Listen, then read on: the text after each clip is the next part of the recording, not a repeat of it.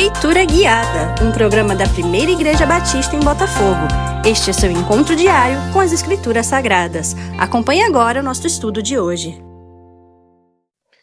Meus amados, seguindo então nossa leitura do livro de Deuteronômio, agora capítulos 10, 11 e 12, nós estamos aí no nosso projeto de leitura guiada da Bíblia. Você encontra essa leitura no nosso grupo de WhatsApp da igreja, mas também ela é aberta ao público nas nossas contas nas redes sociais, no Spotify da Primeira Igreja Batista em Botafogo, com o projeto Leitura Guiada, e também no YouTube, no canal da Primeira Igreja Batista em Botafogo. Vamos então ao capítulo 10, 11 e 12, lembrando que nós falamos isso lá no início do livro. Deuteronômio se divide em 3 grandes discursos de Moisés. Nós já vimos o primeiro, que vai do capítulo 1 até o capítulo de número 4, e nós estamos no segundo discurso, que vai do capítulo 5 até o capítulo de número 26. É o maior discurso de Moisés, é aquele que toma praticamente todo o livro, né? Bom, capítulo de número 10, nós temos ali o registro da entrega das segundas tábuas da lei, então mais uma vez os 10 mandamentos, e mais uma vez esse capítulo ali orbitando em torno dos 10 mandamentos e trazendo ali um resumo do que seriam os 10 mandamentos, né? Do verso de número 1 ao verso de número 11, nós temos a narrativa, de Deus ordenando a Moisés a subir o monte de novo para receber ali as alianças. Agora, com uma observação importante lá no verso de número 1 e 3, veja, o finalzinho do verso de número 1 diz assim: faz uma arca de madeira. E no verso 3, assim fiz uma arca de madeira de acácia. Também lá no verso 5 diz assim, olha, virei-me, desci do monte e pus as tábuas na arca que eu fiz, e ali estão como o Senhor me ordenou. Então perceba que essa arca é a arca da aliança. Então quando a gente vai reler o Êxodo, esse texto aqui joga luz sobre o livro de Êxodo, porque o livro de Êxodo conta a seguinte história: Moisés sobe ao monte pela primeira vez, recebe as tábuas, enquanto isso o povo adora um bezerro de ouro. Moisés desce, quebra as tábuas, chama o povo ao arrependimento, intercede pelo povo, sobe de novo ao monte, recebe as tábuas, segundas tábuas, ele fica ali mais 40 dias e 40 noites, recebe as segundas tábuas, desce, e quando ele desce, ele faz então as ordenanças sobre o tabernáculo, como construir o tabernáculo, inclusive sobre os utensílios do tabernáculo, que incluía a Arca da Aliança. Aqui então a gente vê que essa arca já estava pronta. Então, provavelmente, entre a primeira subida e a segunda subida de Moisés ao monte, já haviam ali as ordenanças para se construir o tabernáculo, porque o livro de Êxodo não estaria, então, em ordem cronológica. Então, quando Moisés sobe pela segunda vez, a Arca da Aliança, que Moisés coloca aqui como ele tendo feito, mas, na verdade, foi feita por Bezalel, que a gente leu isso lá no livro de Êxodo, Deus unge Bezalel, Deus capacita ele para fazer os utensílios. Ele faz essa arca, Bezalel, entrega a Moisés. Moisés diz que ele fez, natural, porque ele é o líder do povo, não tem problema nenhum, é uma criação ali imediata, e ele leva a arca, então, consigo. Quando Deus entrega as tábuas, ele deposita essas tábuas na arca, como se fosse um cuidado, né, para não quebrá-las de novo, porque o povo seria infiel mais uma vez. Então, para não quebrá-la, para que elas permanecessem guardadas, Moisés sobe com a arca já da aliança, né, que guarda as tábuas da aliança, estavam guardadas até o dia de Moisés. Há alguns teólogos que não concordam com isso e entendem que esta arca aqui seria um recipiente provisório até que a arca da aliança estivesse pronta, né? Mas eu tenho algumas objeções, visto que o verso de número 5 diz que ele depositou essas tábuas na arca e elas permaneceram ali até o dia em que ele estava escrevendo. Então, possivelmente, já teria sido uma arca permanente, sendo a própria Arca da Aliança. Agora, do verso 12 em diante, vem as exortações à obediência. chamando o povo para amar a Deus. Esse verso 12 é importante, né? Ele traz alguns questionamentos. Veja, agora, pois, ó Israel, que é que o Senhor requer de ti? Não é que temas o Senhor teu Deus e andes em todos os seus caminhos e o ames e sirvas ao Senhor teu Deus de todo o teu coração e de toda a tua alma? Veja, relembrando aqui lá o texto de Deuteronômio, capítulo 6, verso 4 e 5, o Shema Israel, né? Onde tem a ordenação, tem a ordem para amar a Deus de todo o teu coração, de toda a tua alma, de toda a tua força. Aqui ele cita então só coração e alma, né? Verso 13, para guardares os mandamentos do Senhor e os seus estatutos que hoje te ordeno para o teu bem. Então, perceba mais uma vez esse chamado para amar e obedecer. Amar e obedecer. Obedecer é servir. Obedecer é cuidar dos mandamentos, é seguir os mandamentos de Deus e assim demonstrando o seu amor. Veja então que o amor a Deus está ligado à obediência. Isso já também está assim lá no Novo Testamento. Jesus já ensina isso lá em João, capítulo 14, verso 21. Ele diz: aquele que tem os meus mandamentos e os guarda, esse é o que me ama. Então, amor a Deus está ligado à obediência. Ninguém pode dizer que ama a Deus se não o obedece, tá?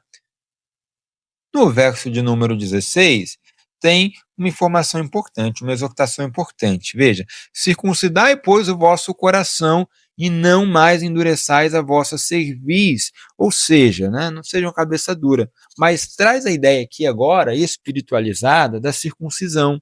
Esse povo já praticava a circuncisão. Abraão pratica a circuncisão dos seus filhos, lá em Gênesis, né? Então a circuncisão já era uma lei, já dada a Abraão. A gente é interessante, né, que a gente não viu essa lei aqui nos textos de Êxodo, Levítico e Números, mas nós vimos essa lei com Abraão em Gênesis. Na verdade, em Êxodo, ela até aparece quando Moisés está voltando do deserto para ir para o Egito, se anunciar a Faraó como libertador do povo, e Deus encontra ele no meio do caminho e tenta ali matá-lo porque o seu filho não está ainda circuncidado. Mas é o único momento, em Êxodo, Levítico, Números, a circuncisão não aparece como lei, mas já havia sido dada a Abraão. Então ela sai aqui de um ato meramente material, né, de um ritual material, para ser um ritual espiritual, subjetivo. Ela é feita na alma. Então não bastaria apenas circuncidar o menino, né, para que ele fosse assim simbolizado como membro do povo da aliança, mas era necessário circuncidar, né, todo o coração. Ou seja, cortar parte do coração. Que parte é essa? Os desejos pecaminosos, a natureza pecaminosa, as vontades pecaminosas, tudo aquilo que vai contra Deus. Era necessário, então, e ainda é necessário até os dias de hoje, termos um coração moldado, podado, circuncidado, para que ele ame a Deus e não ame apenas os nossos desejos e vontades, porque se nós fazemos isso, né, nós somos um povo aí de dura cerviz, um povo obstinado no seu pecado. O verso 17 é o verso central desse capítulo 10. Veja: pois o Senhor vosso Deus é o Deus dos deuses e o Senhor dos senhores, o Deus grande, poderoso e temível, que não faz acepção de pessoas, nem aceita suborno. Então, até aqui, irmãos, o texto falou sobre a importância, né, do verso 12 até o verso 16, a importância de amar ao Senhor, de obedecer, de servi-lo, de ser fiel a Ele. O verso 17 traz o fundamento desse amor. Por que nós amamos a Deus? Porque Ele é o Deus grande e poderoso, Ele é o Senhor dos senhores, Ele é o único Deus, né? E a partir de então, do verso 17 em diante, ele vai começar a falar também do amor à humanidade, do amor ao próximo, das relações sociais. Perceba, então, que ele implicitamente está fazendo menção de novo aos 10 mandamentos. E aí você vai se perguntar, como assim uma menção aos 10 mandamentos? Eu não vi isso aqui. Porque os 10 mandamentos foram resumidos por Jesus como amar a Deus de todo o coração, alma, força, né? E amar o próximo como a si mesmo. Então nós vimos lá em Êxodo capítulo 20 e agora em Deuteronômio 5, que os 10 mandamentos se dividem em 2 tábuas, né? O mandamento de 1 a 4 fala sobre o amor de Deus. E o mandamento de 5 a 10 fala sobre o amor ao próximo, amar a Deus e amar ao próximo como a si mesmo. Aqui, então, do verso 12 ao verso 16, nós somos chamados a amar a Deus. Agora, já no final do verso 17, é introduzido ali o amor às pessoas. Veja, não faz acepção de pessoas. Deus não faz acepção de pessoas, nem aceita suborno. Essa é a característica de Deus, um atributo de Deus, que deve ser observado pelos seus filhos, pelo povo da aliança, lá no verso 18. Veja, olha. Deus faz justiça ao órfão, à viúva e ama o estrangeiro, dando-lhe pão e vestes, ou seja, dando-lhe sustento. Aqui ele está falando dos mais vulneráveis: órfão, viúva e estrangeiro, as 3 classes de pessoas mais vulneráveis naquela sociedade. E aí, do verso 19, nós vemos então a ordem: amai, pois, o estrangeiro, porque fostes estrangeiros na terra do Egito. Então, é a ordem aqui para quê? Para que a gente acolha esses mais fragilizados, acolha os vulneráveis, ame o próximo. Até o verso 16, amar a Deus. Verso 17, 18 e 19, amar ao próximo. Como é dado esse amor ao próximo? Ele é dado observando lá o decálogo. Né? Honrará pai e mãe, não adulterarás, não matarás, não roubarás, não furtarás, né? Junto. Não cobiçarás, não dirás falso testemunho contra o seu próximo. E também, né, ali você tem uma série de proibições: não matar, não roubar, não cobiçar, não dizer falso testemunho. Você tem um mandamento apenas que é propositivo, né, positivo: honre pai e mãe. Ele não está na negativa, né, não desonrem. Ele está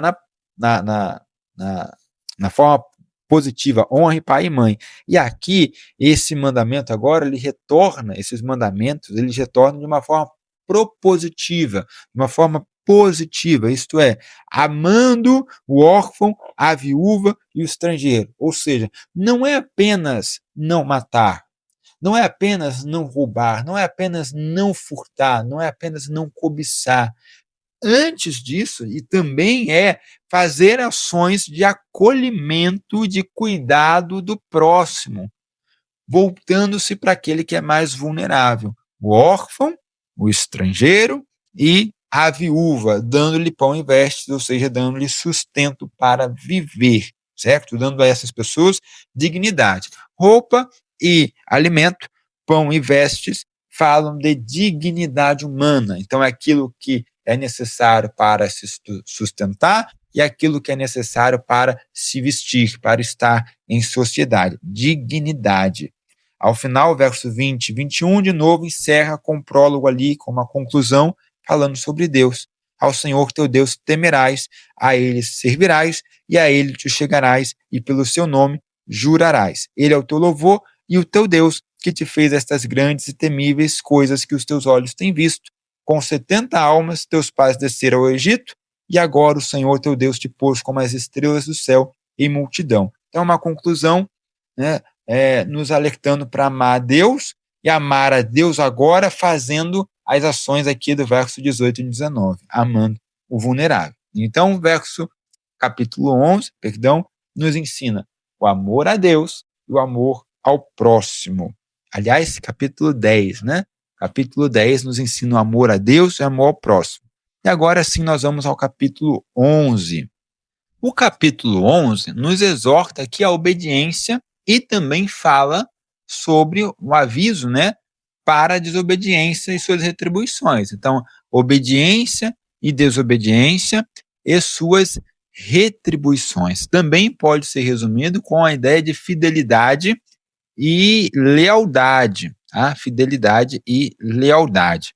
Então, nós temos o verso 1, ele é um verso assim, de introdução, né? Ele diz: Amarás, pois, o Senhor teu Deus, e todos os dias guardarás os seus preceitos, os seus estatutos, os seus juízos e os seus mandamentos. Então é a introdução aqui, exortando, chamando a amar a Deus. Do verso 2 ao verso 7, nós temos uma recapitulação, Moisés lembrando das vezes em que Deus fez obras no Egito, maravilhosas, Deus abriu o mar, Deus levou suas pragas para o Egito, mas também dos pecados que o povo cometeu e da forma como foram julgados. A gente vê lá que no verso 6, ele lembra dos pecados de Datã e Abirão, né, e como eles foram responsabilizados ali, né, culpados. Também os filhos de Ruben, né, Datã e Abirão, filhos de Ruben, como a terra os abriu, né, e os tragou ali, e eles foram soterrados. Do verso de número 8 até o verso de número 17, nós temos aqui o convite, né, para ser obediente e algumas bênçãos de Deus. Então veja, verso 8, guardai, pois, todos os mandamentos que hoje vos ordeno, para que sejais fortes, e entreis e possuais a terra para onde vos dirigis, para que prolongueis os dias na terra que o Senhor, sob o juramento, prometeu a dar a vossos pais e a sua descendência. Então, guardar o mandamento para que seja forte. A nossa força vem da obediência, a nossa força vem do temor a Deus, a força do cristão vem de justamente ser fiel a Deus. No verso 12, tem a ideia de que a terra que cuida o Senhor, ou seja, Deus cuida da terra que ele está dando a Israel. Isso é importante. Eles saíram do Egito para uma terra de Faraó, para Canaã, a terra de Deus. Deus é o dono dessa terra, Deus é quem cuida dessa terra, Deus está guardando essa terra. Aí lá no verso 18, 19 e 20, ele faz uma recapitulação do capítulo 6. Ele relembra o capítulo 6, o Shema Israel, agora de uma forma um pouquinho diferente. Então o verso 18 diz: ponde, pois, estas minhas palavras no vosso coração, na vossa alma. Então aqui coração e alma simbolizando intelecto e vontades, né? A parte da razão e da lógica e a parte das emoções. A alma designa a parte das emoções. Atai-as por sinal na vossa mão, naquilo que se faz, para que estejam por frontal entre os olhos, naquilo que se vê, na forma de enxergar a vida, nos projetos que são construídos, a forma de olhar o futuro, tá? Então estão entre os olhos. Ensinai aos vossos filhos, falando delas assentados em vossa casa, andando pelo caminho, deitando e levantando. Isso aqui a gente já viu lá em Deuteronômio 6, né? A ideia de totalidade de tempo, então quer parado, quer em atividade, do dormir ao acordar, ou do acordar ao dormir, sempre ensinando a palavra de Deus. A nossa vida é um constante ensino. No verso 20, nos umbrais da vossa casa e nas vossas portas das cidades, ou seja, da casa para a cidade, da família para a cidade, da cidade para a família, há uma comunidade de ensinamento, a comunidade ensinadora porque ela vive a palavra de Deus. Tem algumas promessas aqui que são dadas, né, para que se multipliquem os dias, e lá no verso 26, então, nós temos um pequeno resumo dessa aliança, um pequeno fechamento dessa aliança com a prescrição das bênçãos e maldições. Então, o verso 26 diz: eis que eu hoje ponho diante de ti a bênção e a maldição.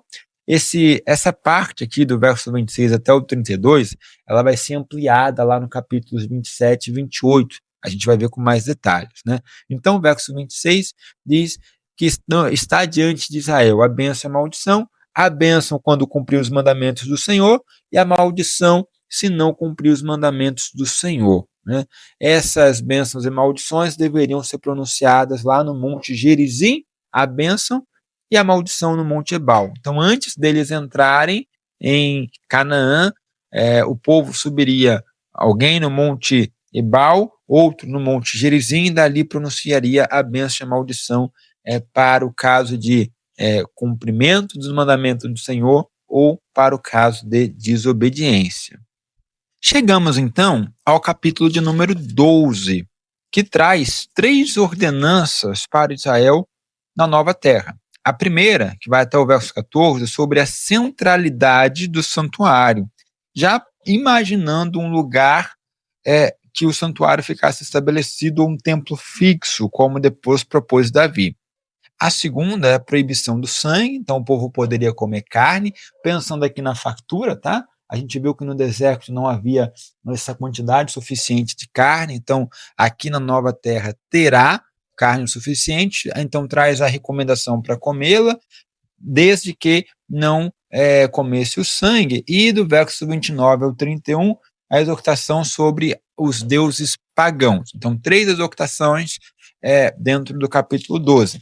A primeira, então, do verso 1 ao verso 14, veja, vamos fazer um comparativo aqui, gente. O verso 2, por exemplo, olha só, diz assim: destruireis por completo todos os lugares onde as nações que ides desapossar serviram seus deuses, sobre as altas montanhas, sobre os outeiros, debaixo de toda árvore frondosa. Deitareis abaixo os teus altares, despedaçareis as suas colunas, os seus postes ídolos, queimareis e despedaçareis as imagens esculpidas dos seus deuses e apagareis o seu nome daquele lugar. Não fareis assim para com o Senhor vosso Deus, mas buscareis o lugar que o Senhor vosso Deus escolher de todas as vossas tribos para ali pôr o seu nome e a sua habitação, e para lá ireis. Então, se o povo de Canaã adorava em qualquer lugar, em qualquer monte, em qualquer esquina, o povo de Israel não poderia fazer assim. Haveria um lugar central, onde a presença de Deus estaria habitando, esse lugar receberia a presença de Deus, e seria o lugar onde o povo de Israel deveria se dirigir para fazer os seus sacrifícios. Então, contra a multiplicidade de lugares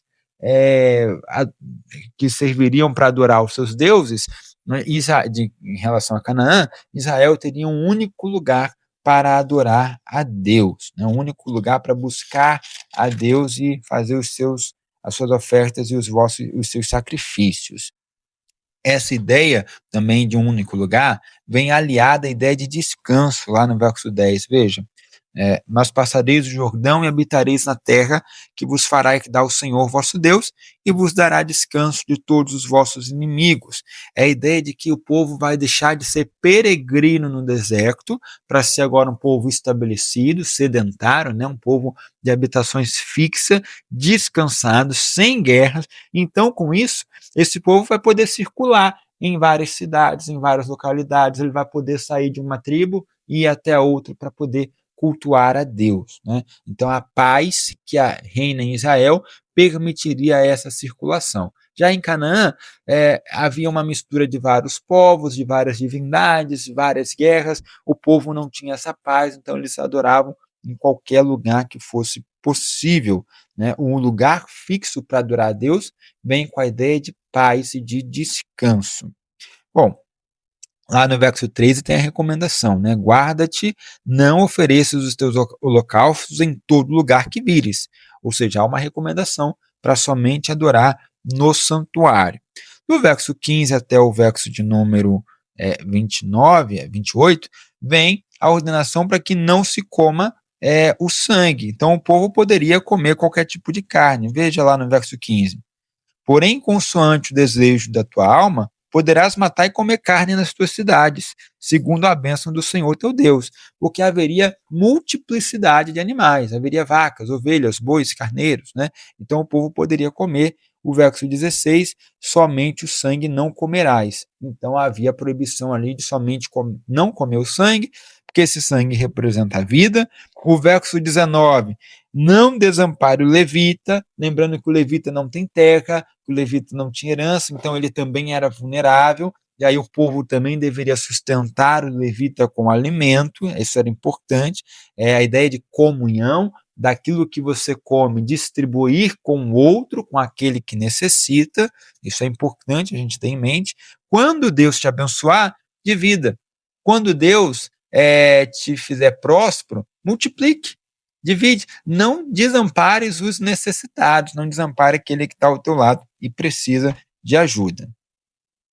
Bom, por fim, do verso 29 até o verso de número 32, fala sobre nações com seus deuses, né, que são abominações, né?